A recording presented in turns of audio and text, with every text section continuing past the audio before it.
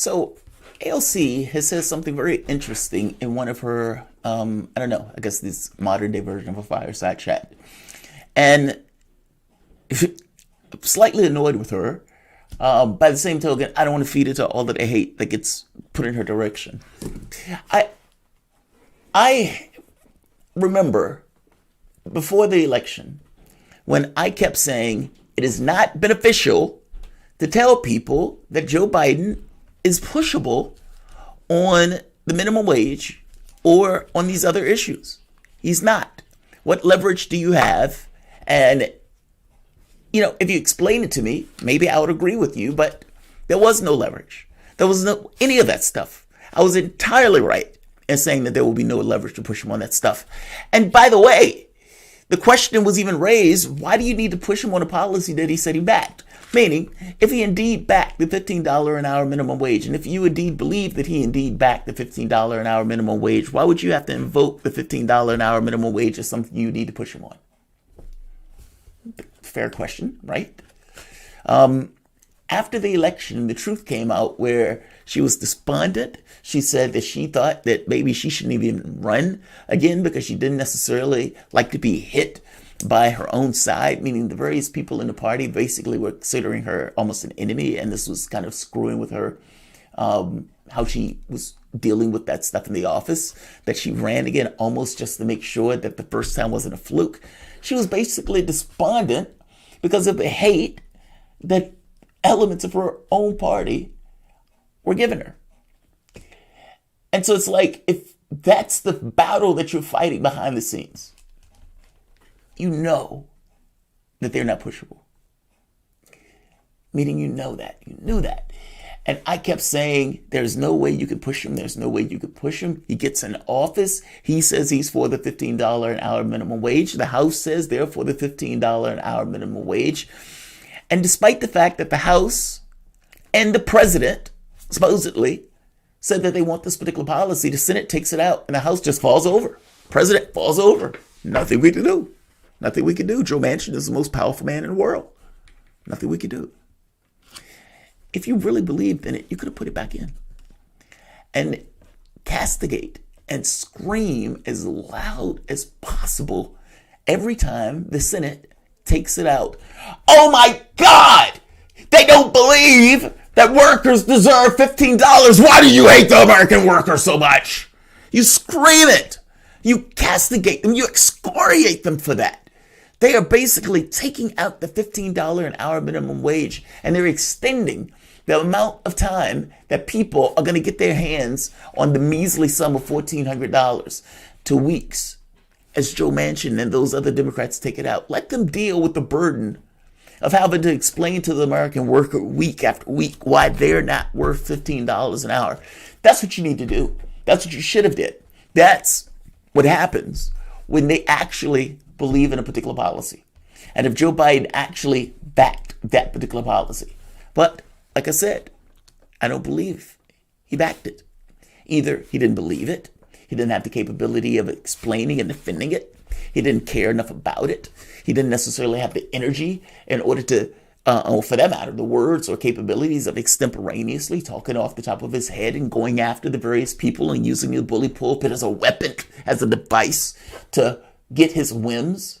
Maybe he didn't have that capability, but either way, all I know is he did not back the policy. The policy basically went up in smoke. The House did a feint the first time around, didn't care enough about it the second time around, and they passed it.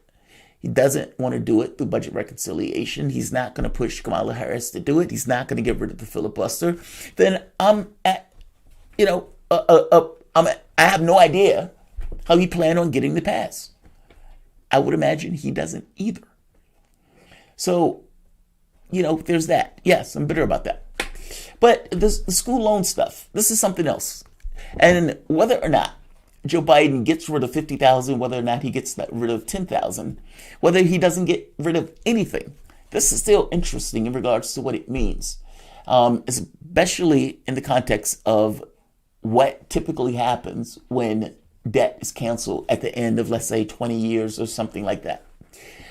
Listen to what AOC says here. And she calls it an Easter egg. And yeah, she's kind of right. because this Easter egg is going to protect for whatever happens on that front. Meaning, it sounds like that Biden is thinking about some level of debt cancellation. This is my own analysis of it. That he's thinking of some level of it. Whatever that level is, it's unclear. And he wants a provision that allows him to do it regardless of whatever level he does it. He just needs provision in that says the person is not going to get hit with it in the end, in their taxes. It's a good idea, because if he doesn't necessarily know what he's going to do, he's not necessarily going to want to have to go through to try to get that provision through Congress, through a 60-vote Senate, because it would never get through a 60-vote Senate. So let's listen to AOC talk about this Easter egg. We'll call it that. And again, this is actually good. This should have been something that was there prior. It's put there now. And depending upon what happens later, this thing is going to become a big fucking deal. Let's talk about student loans, because I found something very interesting in this bill. Now, before everyone gets ahead of themselves, there is not student loan cancellation in this bill, but there is a provision that feels like an Easter egg, which I think gives us some hope, because not only are college students going to get, stimulus checks that they didn't get last year, but I noticed, and some people noticed, that there is a tax provision tucked away that says if your student loans get canceled, that cancellation, you don't have to pay taxes on that cancellation. Which, in other words, you wouldn't have to, it wouldn't be processed in as though, it would not be. What she's trying to say is basically, under normal circumstances, if the government would have did that, let's say Joe Biden waved his ink pen and says, okay, debt's canceled. The IRS can say, okay, Joe Biden canceled $20,000 in debt. And that is basically like the government giving you $20,000. So you basically have $20,000 now that you need to give us taxes on. And they would charge you taxes on that money. They would hit you for that. Meaning you didn't have the money to pay your student loan. It goes for what, the 20 years or 30 years or whatever. And then they hit you on your taxes with it. Because at that point, you owe it from your taxes because the debt had been washed off. But washing the debt off is equivalent to basically somebody giving you that cash. I swear to God, it's so leveled against the working class. It's so leveled against the working class. Not only would you have to get rid of the debt, you would then have to instruct the IRS to not fuck the person over after you get rid of the debt. Look, I guess my point is, the fact that this is in here means that on some level there's some thought around it, whether it's the paltry sum of $10,000 or whether it's something more that people can convince Joe Biden to do. But whatever it is, the fact that that's in there, that's actually a big deal. I mean, that thing is silent now, but at some point that thing will take on monstrous proportions. If Joe Biden turned around, let's say Joe Biden dropped dead tomorrow, Kamala Harris gets in and she says, I'm going to get rid of $50,000 of student debt.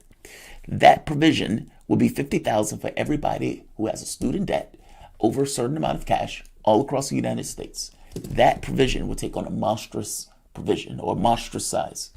Even the $10,000 range, we're still talking about how many people in this country have student debt. How many of those people would be benefited by it where it takes it all away? How much would be benefited by it when it takes it half? I hope you get my point. That provision will take on a huge, huge fucking stature if indeed these guys finally get around to the idea of student debt relief. Right now, they're putting it on hold, and I suspect putting it on hold with the idea of trying to figure out what they want to do, how much, et cetera, et cetera, et cetera. Honestly, he should have taken $50,000 off the day that he walked in office, if indeed he was trying to be anything like FDR. Nobody would have to tell him. Nobody would have to push him. He would have a sense of urgency about it, and he would have already did it. Nevertheless, at the very least, that's there. So hopefully, let's hope that they get around to doing something about it where that thing comes to fruition. Because if that thing comes to fruition, it would mean that they blew away X amount of thousands of student debt. Knock on wood. Like, share, subscribe.